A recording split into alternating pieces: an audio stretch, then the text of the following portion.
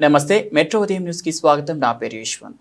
వరంగల్ జిల్లా ఖానాపూర్ మండలంలో అశోక్ నగర్ గ్రామానికి చెందిన కల్లేపు వెంకటనారాయణ ఇంట్లో ఈ నెల మొదటి వారంలో దొంగతనం జరిగింది. సుమారు 13 గ్రామాల బంగారు ఆభరణాలు, 32 తులాల వెండి ఆభరణాలపై దరఖాస్తు ఇవ్వగా కేసు నమోదు చేసుకుని ఈరోజు ఉదయం 10 గంటలకు ఖానాపూర్పై బస్టాండ్ వద్ద ఒక వ్యక్తి అనుమానాస్పదంగా ఉండగా అట్టి వ్యక్తిని విచారించగా అతని పేరు రాపోలు చింటూ సన్ ఆఫ్ ఫ్లేట్ శ్రీను, కొమ్మల ప్రస్తుతం వడ్డెర కాలనీ నర్సంపేట అని తెలుపగా గత వారం రోజుల నుంచి ఏసీపీ కిరణ్ కుమార్, సిఐ సాయి రమణ సహకారంతో ఖానాపురం స్థానిక ఎస్ఐ రఘుపతి నిందితులపై ఆరా తీసి నిందితుడు రాపోలు చింటూ వద్ద నుంచి 10,000 రూపాయల నగదు, 32 తులాల వెండి ఆభరణాలు రికవరీ చేసి అరెస్ట్ చేసి కోర్టులో హాజరుపరచడమైంది. ఎస్ఐ రఘుపతి మరియు సిబ్బందిని ఏసీపీ కిరణ్ కుమార్, సిఐ సాయి రమణ అభినందించారు.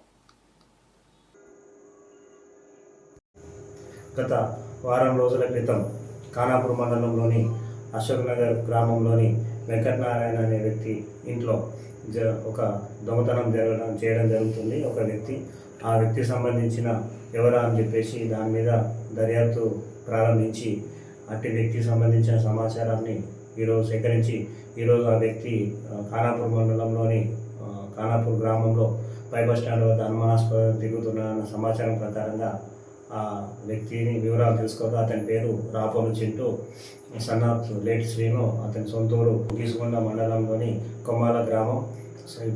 ప్రస్తుతం అతను నర్సంపేటలో వడ్డెర కాలనీలో నివసిస్తున్నాడని చెప్పి తెలిసింది.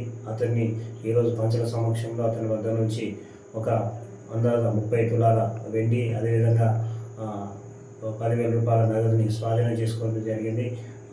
దొంగతనం చేసిన ఇంట్లో నుంచి బంగారు ఆభరణాలు అందాజా 13 గ్రాములు, అదేవిధంగా అందాజా 30 తులాల వెండి పోయిందని చెప్పేసి దరఖాస్తు ఇస్తే దాని ప్రకారంగా ఈరోజు ఆ వ్యక్తి దగ్గర నుంచి నిందితుని దగ్గర నుంచి 30 తులాల వెండి, అదేవిధంగా 10,000 రూపాయల నగదును స్వాధీనం చేసుకొని అతన్ని అరెస్ట్ చేసి జ్యుడిషియల్ రిమాండ్కి పంపించడం జరిగింది.